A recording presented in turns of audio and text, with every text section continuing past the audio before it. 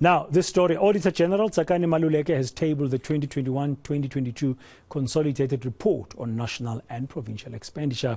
Last year, the AG had flagged irregular spending, delayed services, and the non-existent culture of doing things right. She said state-owned companies continued to lose money despite repeated attempts to turn their financials around. My colleague, senior reporter Aviwe Mtila, listening to the Auditor-General a little bit earlier when she was presenting that. The picture, good afternoon Aviwe, welcome to today. The picture is looking a little bit better somewhat from the numbers I've seen, the bits of the information I've seen compared to last year.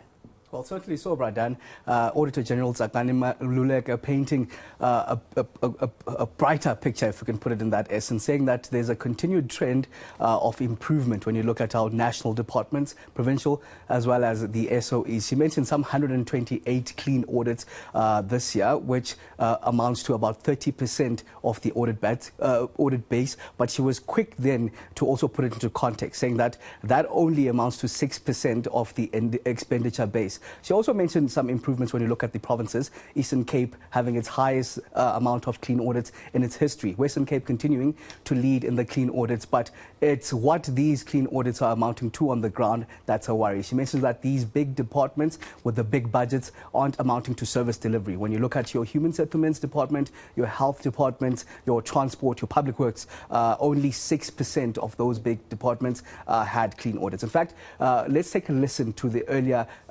speech from the AG. 128 clean audits, making up 30% of the audit base. But those auditees are actually quite small.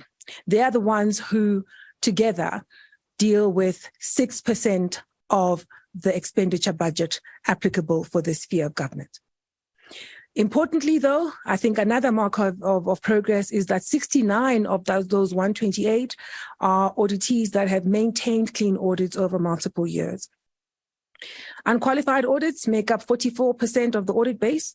So 44 and the 30 that are clean indicate that 74% of auditees have been able to report transparently on how they've dealt with the financial resources in their hands. The trend of improvement is something we've seen in the provinces as well. Notably, the Eastern Cape has seen the highest number of clean audits in its history. KZN has also, with 13 clean audits this year, demonstrated tremendous progress in this area over the last 3 years. The other provinces have moved pretty well, perhaps say for Gauteng, which has remained quite stagnant, and Mpumalanga, which has also remained quite stagnant. The Western Cape maintains its record as having the highest number of clean audits. This improvement trend, however, doesn't translate into the key service delivery departments. Those are the big departments with the big budgets, and they're the ones that have the closest proximity to citizens in that they are charged with direct service delivery mandates. Here we're referring to the sectors on human settlements, on health, on public works, on transport, on water and sanitation. And they're the ones who, if you look at it, when we strip them out, only 6% of them have clean audits.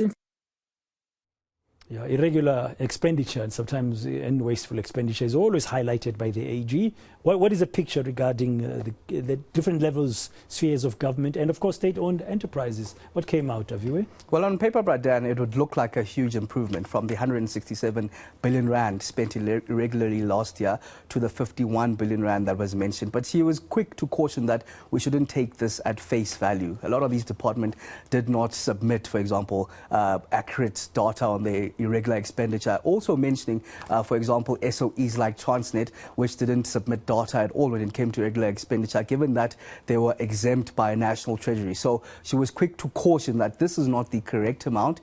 It could be much higher and much more. In fact, let's take a listen to her detailing that. In terms of how much irregular expenditure, this year the number is 51 billion rand collectively. But I always say this number quite guardedly because there are far too many auditees where the number itself is incorrect, the number that they themselves have disclosed. In this year, 25% of the entities and departments that we audited could not confirm the accuracy, or rather the completeness, of the irregular expenditure that they've disclosed. So The 51 billion rand is what we could calculate based on the financials we have. But I think you've got to read that number with a great deal of caution. Thank you, Hloni.